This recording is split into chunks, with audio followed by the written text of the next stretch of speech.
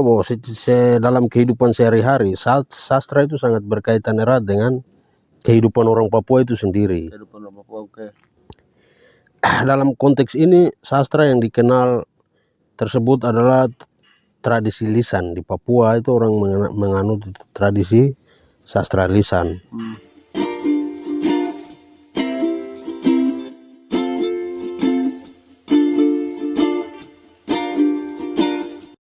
Oke, baik, selamat siang para pemirsa K2 TV.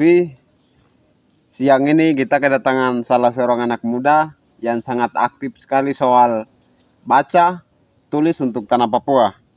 Beliau juga adalah salah satu contoh terbaik untuk kita anak muda Papua. Dia adalah Kakanda Hendrik Yeimo, kakak sebagai koordinator sastra Papua, juga sebagai jurnalis Jubi Papua. Sebelumnya kakak sendiri mendirikan salah satu media namanya Suara Mepago. Di situ dia mendidik beberapa anak muda dan saat ini bekerja di beberapa media online yang ada di tanah Papua. Baik, selamat datang Bung. Ya, terima kasih. Selamat datang di K2 TV. Salam hormat. Siap. Baik, hari ini bertepatan dengan Hari Nasional. Hari Aksara ini mengambil tema mempromosikan literasi untuk dunia dalam tradisi, membangun landasan bagi masyarakat yang berkelanjutan dan damai. Itu baik. Bung, siang ini saya ingin bertanya-tanya soal bagaimana sastra Papua bisa berkembang dan kemudian bisa bertahan sampai saat ini. Kemudian sastra Papua ini nanti akan kemana? Baik, sebelum perkenalkan kepada pemirsa, kemudian saat ini kerja di mana dan posisi di sastra Papua ini seperti apa? Baik, silakan Kakak. Baik, terima kasih Pak Yul. Jadi Siap. nama saya Hengki Yeimo. Saya pegiat literasi. Ya. Saya dipercayakan oleh teman-teman komunitas sastra Papua pada tahun 2016 untuk pimpin komunitas sastra Papua. Jadi komunitas ini dia bergerak untuk bagaimana mengkaderkan anak-anak Papua melalui tulisan. Nah, itu sekalian visinya adalah bahwa membangun Papua melalui tulisan. Sehingga aktivitas kami di dalam adalah bagaimana menggiatkan literasi untuk membangun Papua yang menjadi lebih baik. Melatih anak-anak Papua agar mereka bisa tulis dan membuat tulisan-tulisan yang baik, seperti begitu. Oke. Waktu 2016 kakak masih di Jubi atau bagaimana? Yo, itu saya sudah menjadi wartawan di Jubi. Oke. Ya, saya wartawan di Jubi itu 2015 awal. Oke, berarti setelah 1 tahun kerja di situ dipercayakan menjadi koordinator sastra Papua. Iya, sebenarnya bukan karena kerja di Jubi, tapi karena berdasarkan realita yang ada, ya, kami melihat bahwa Papua ini besar dan luas, sehingga kami merasa bahwa perlu ada sebuah komunitas yang melahirkan penulis-penulis muda Papua yang khusus menulis tentang kebudayaan, yang khusus menulis juga tentang sastra. Maka komunitas ini dibentuk untuk itu, sehingga ya kami kebetulan saya juga biasa menulis selain di Jubi juga di koran-koran lokal waktu itu. Makanya percayakan oleh teman-teman di sastra Papua untuk pimpin komunitas sastra Papua ini sampai saat ini. Oke. Baik Kakak, ini bertepatan dengan memang Hari Aksara Sedunia, kita posisinya pas ya. Iya. Oke Kakak, ini pertanyaan pertama. Bagaimana sastra Papua ini bisa berkembang? Baik, ini pertanyaan menarik dari Pak Julianus di Hari Aksara ini. Ya. Jadi di Hari Aksara ini tadi di dalam dialog ini temanya itu sastra Papua ini dari mana ke mana begitu. Iya, dari mana ke mana. Ya.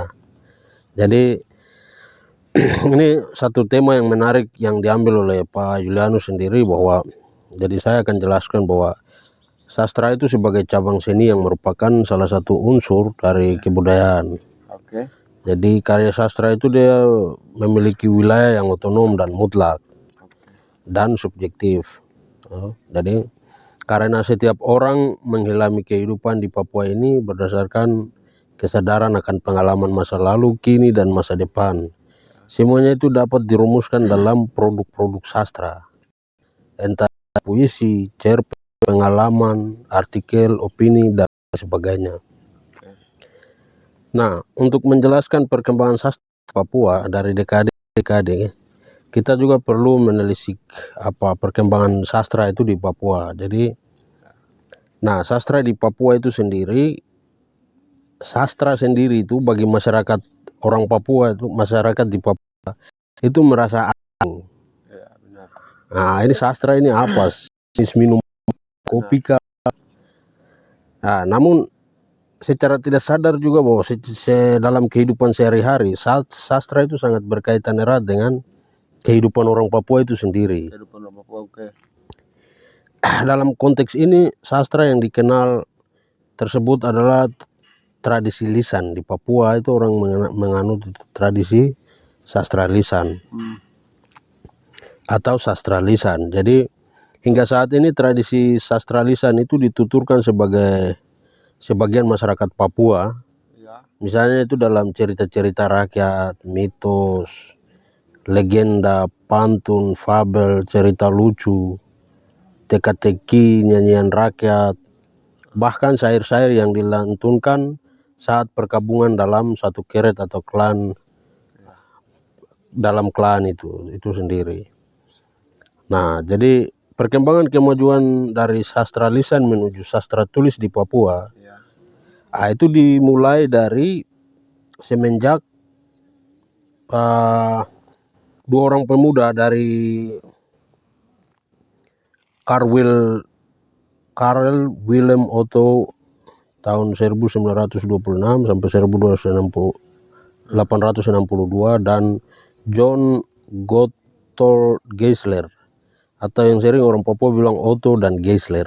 Oh, sekarang masih ada kampus juga. Nah, sampai sekarang ada nama kampus karena mereka berjasa bagi orang di Papua. Mereka menginjakkan kaki di tanah Papua itu pada 5 Februari 1855. Sebelum jauh Indonesia merdeka, bahkan pemerintahan Belanda sebelum ada itu.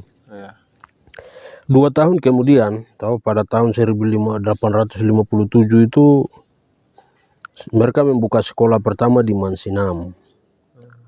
Nah, itu Nyonya di rumah mereka itu, Nyonya Otto Geisler itu dia menyediakan satu kamar di rumah Otto untuk jadikan sebagai tempat untuk anak-anak belajar.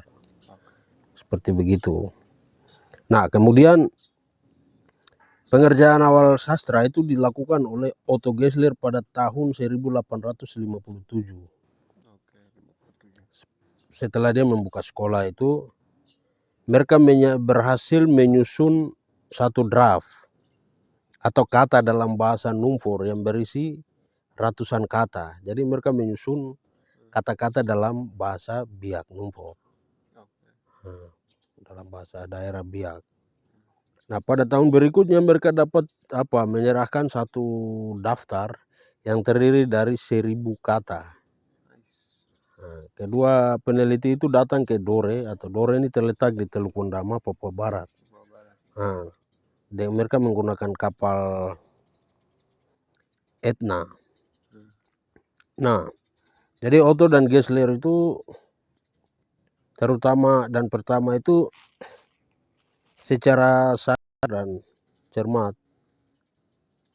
mereka mencatat apa yang mereka temukan di sana. Jadi metode yang mereka gunakan di saat melakukan atau menulis kata-kata itu, kata-kata dalam bahasa Biak itu, mereka menggunakan metode yang dalam antropologi itu disebut sebagai observasi partisipasi. Observasi dengan partisipasi. Jadi tidak sama seperti peneliti-peneliti sekarang yang menggunakan pertanyaan yang model-model, praktekan dan lain-lain sebagainya. Nah, kemudian aktivitas literasi itu di masa pemerintahan Belanda itu sangat hidup juga. Nah, ketika pemerintahan Belanda masuk dan mereka mulai membuka sekolah-sekolah, nah yang kita biasa kenapa literasi hidup, karena sampai saat ini orang Papua selalu mengingat akan sejarah masa lalu tentang kebijakan-kebijakan dari pemerintah Belanda yang begitu menyentuh kepada orang Papua. Karena mereka membangun literasinya dibarengi juga dengan membuka sekolah, bahkan pelatihan-pelatihan mekanik di daerah-daerah sesuai dengan kondisi antropologi wilayah setempat. Nah, hal itu yang tidak dilakukan oleh pemerintah sekarang. Nah, di masa peralihan pemerintah pada tahun pemerintah Indonesia, dan setelah Belanda kembali dan masa pemerintahan Indonesia pada 1 Mei 1963, itu dalam artikelnya Dr. Socrates Sofyan Nyoman, bahkan dalam Pak Beni Giade talk show dengan memperingati 1 Mei 63 itu, mereka itu mengatakan bahwa pada 1 Mei 1963 itu mereka membakar seluruh buku-buku peninggalan pemerintahan Belanda di depan kantor DPR itu di IMBI. Itu siapa yang bakar, pemerintah? Pemerintah dengan melalui Tentara Indonesia, sambil mereka menyanyikan lagu-lagu nasional begitu. Sebagian besar tulisan-tulisan peninggalan pemerintah Belanda itu dibakar.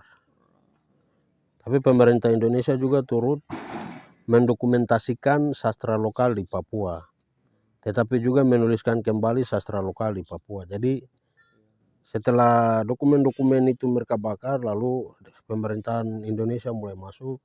Nah, pemerintah dengan kebijakan di sekolah mereka melakukan pendokumentasian sastra dan lain sebagainya. Jadi, nah setelah itu muncul juga penulis-penulis Papua di masa pemerintahan Belanda. Itu ada banyak, Arnold Mampoeper, terus juga ada penulis buku tentang Pamong Papua, itu saya lupa namanya. Ya, mereka Fritz Krio, mereka itu intelektual Papua yang muncul saat itu. Mereka juga aktif menulis. Nah, dengan diperkenalkannya tulisan saat itu membantu orang Papua untuk memahami budaya tulis, di mana di titik awal orang Papua mengenal sastra, tetapi orientasinya masih pada dunia dan buku-buku yang dituliskan adalah dominan adalah bahan pelajaran. Jadi karena aktivitas literasi hidup dan mereka terus menulis tentang buku-buku pelajaran. Nah, kemudian di fase berikutnya di masa pemerintahan Indonesia itu muncul juga grup Mambesak yang dibentuk oleh Arnold Lap dan kawan-kawan pada tanggal 5 Agustus 1978. Itu diawali dengan mereka mendirikan menghadirkan hiburan lepas. Mereka hadirkan hiburan lepas di Museum Antropologi yang kini sekarang Museum Loka Budaya di Uncen, di samping rektorat, di bawah samping auditorium samping ya. Karena sebelum masuk ke sana, musik itu juga bagian dari sastra. Iya, karena dia bagian dari salah satu unsur kebudayaan. Ya. Dan tadi di awal saya sudah jelaskan. Ya. Nah, jadi dia membawa harapan baru dalam dunia sastra di Papua. Jadi Arnold Ab dan kawan-kawan itu mereka turut mendokumentasikan sastra lisan orang Papua di dalam dari bahasa-bahasa daerah dari seluruh tanah Papua ini. Yang kemudian nanti mereka buat dalam lagu. Lalu mereka nyanyikan yang sampai saat ini kita biasa dengar. Nah, jasa besar mereka itu mendokumentasikan sastra lisan menjadi tulisan dan dinyanyikan lirik-lirik sampai pada satu waktu itu mereka mendapat ruang di Radio Nusantara 5 Jayapura itu dengan satu mata acara Pelangi Pancaran Sastra. Itu kaset-kaset yang mereka buat itu, mereka nyanyikan melalui atau mereka populerkan melalui sarana yang disediakan oleh radio itu gitu. Jadi sehingga Mambesak bisa populer, Mambesak bisa menyampaikan sastra lisan itu dalam bentuk ekspresi yang berbeda-beda. Nah, dan lain sebagainya. Nah, jadi setelah mata acara Pelangi Budaya Pancaran Sastra di Radio Republik Indonesia itu bertahan selama 5 tahun. Setelah itu Arnolap dan dapat tangkap, dia masuk penjara dan akhirnya dia dibunuh. Setelah masa Mambesak,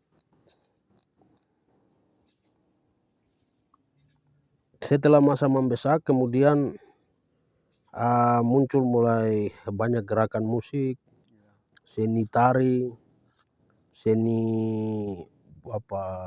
ukir, gerak. Ukir itu sudah lama ada di kebudayaan orang Asmat, didorong juga oleh misi gereja Katolik. Jadi di situ peran gereja juga untuk mendorong agar kebudayaan bisa bertahan itu ada. Jadi sudah sampai mana saat ini sekarang? Perlu saya tegaskan bahwa sastra di Papua itu secara umum dikerjakan oleh semua orang Papua. Jadi kalau misalnya kami komunitas sastra Papua tidak bisa mengklaim bahwa kami saja yang bekerja, tidak, itu tidak benar.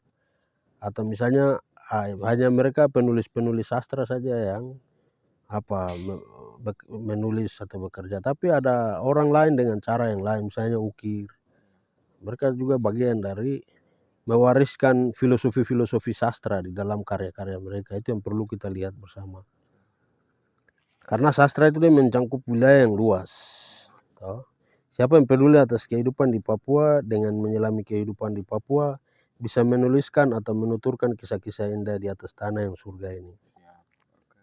Begitu. Jadi di sini saya coba mau petakan beberapa aktor yang kemudian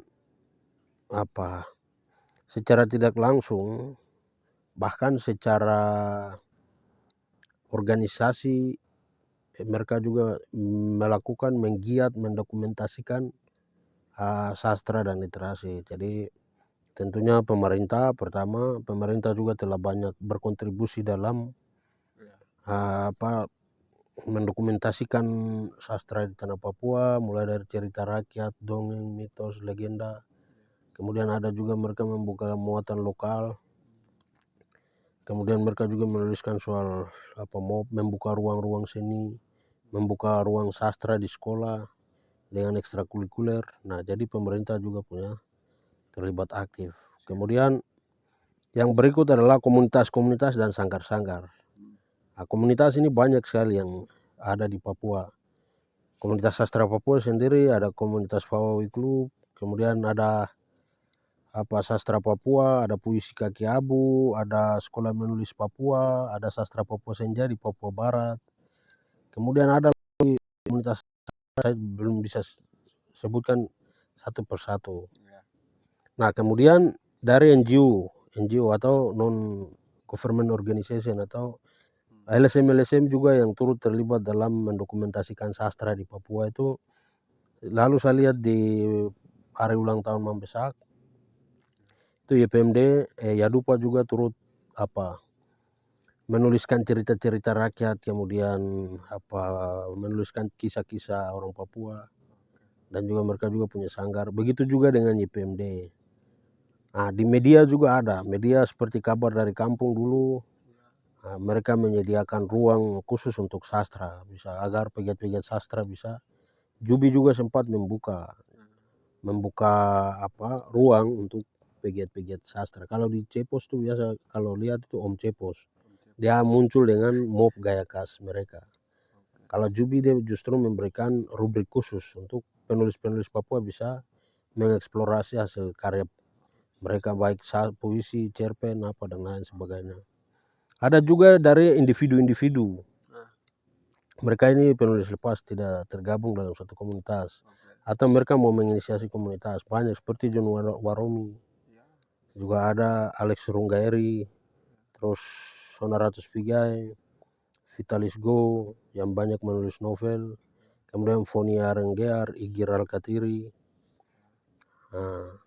terus Michael Pakage, Papa Kage penulis cerpen, terus Theodora Walilo, kemudian ada masih banyak juga siapa penulis-penulis sastra yang lain. Juga ada juga yang menulis secara kolaboratif. Jadi mereka menuliskan buku-buku kolaborasi cerpen dengan penulis-penulis di Jakarta, penulis-penulis luar negeri, penulis-penulis di sesama anak Papua. Jadi dan juga ada kumpulan cerpen puisi dari anak-anak sekolah seperti yang dilakukan Kama Pitopi di Dogiai. Nah, itu menarik. Jadi dari DPR legislator mereka juga mempunyai peran saat ini itu. Kakak John Gobay sudah mendorong perlindungan sastra dan bahasa daerah di tanah Papua. Nah, sehingga perda ini saya pikir perlu untuk diadopsi di 7 wilayah adat yang ada, 7 provinsi, untuk bisa ditetapkan agar sastra Papua itu dia menjadi kerja serius dari pihak pemerintah itu sendiri, agar supaya sastra di Papua, cerita-cerita rakyat yang mempunyai kesakralan, mempunyai wasiat-wasiat tertentu, itu bisa terwarisi. Oke, sebagai kesimpulan bahwa sastra di Papua itu merupakan satu institusi sosial di dalam masyarakat. Sehingga menurut saya bahwa ekosistem sastra di tanah Papua ini harus ditata baik oleh setiap orang yang ada di Papua, didukung dengan manajemen organisasi yang baik, finansial yang cukup, dan implementasinya di kalangan masyarakat Papua. Implementasi dalam bentuk aksi-aksi, nyanyian, teater, buka ruang-ruang sastra. Pemerintah juga harus menyediakan ruang sastra dan lain sebagainya. Sastra di Papua itu pada umumnya tidak bisa diklaim sepihak, apalagi dicaplok, dibajak oleh orang lain. Karena bicara sastra itu bicara kehidupan itu sendiri. Jadi biarkan orang yang menyelami kehidupan di Papua itu mereka meracik karya-karya sastra berdasarkan perspektif mereka, pengalaman yang mereka alami, rasa yang mereka alami, yang mereka dalami dalam bentuk karya sastra, entah itu puisi, sastra, cerpen, dan lain sebagainya. Yang berikut bahwa yang paling penting di sini Otto dan Gessler sudah menemukan satu metode yang bagus untuk bagaimana kita melakukan menuliskan ulang kembali kita punya sastra, kesusastraan dari wilayah-wilayah yang ada ini, untuk menuliskan dengan metode tadi, metode partisipasi, observasi dan partisipasi. Metode ini yang saya pikir tepat. Jadi anak-anak yang kita latih di komunitas sastra Papua untuk menulis itu bisa menggunakan metode ini untuk menuliskan kembali semua cerita-cerita rakyat, semua karya-karya sastra lokal yang ada di daerah, agar supaya melalui sastra Papua kita dapat membuat hidup yang damai, hidup yang aman, bagaimana masyarakat bisa berpartisipasi dalam semua hal. Saya pikir itu yang dapat saya sampaikan. Baik kakak, ini pertanyaan terakhir. Setelah berjalannya waktu, pastinya kakak nanti akan istirahat dari sebagai wartawan, kemudian juga sebagai komunitas sastra Papua di tanah Papua. Jadi ini pertanyaan terakhir, setelah kakak istirahat, harapan kakak seperti apa ke kita anak muda? Baik, saya ini belum terlalu tua juga tapi tidak apa-apa. Tapi ini penting bahwa memang kami dalam komunitas, saya secara pribadi menyadari bahwa dalam komunitas ini untuk mengelola sebuah organisasi yang kita perlukan itu ada 3 hal saja. Bagaimana ada orang-orang yang bekerja, bagaimana kita menata manajemennya yang baik, dan bagaimana kita punya program-program ini bisa terlaksana. Kalau kemudian saya tidak lagi menjadi koordinator, saya pikir bahwa ada pengganti saya yang ada. Saya sudah anak-anak banyak di dalam komunitas sastra Papua. Jadi komunitas sastra Papua ini milik siapa saja begitu. Jadi siapa saja yang kemudian dipilih oleh orang Papua untuk sementara ini teman-teman masih percayakan saya untuk pimpin komunitas. Kalau kemudian teman-teman ini bilang bahwa kita reorganisasi dan mengganti ketua, ya saya siap. Menggantikan ada teman-teman yang bersedia naik, mereka harus naik, harus naik dan memimpin organisasi ini.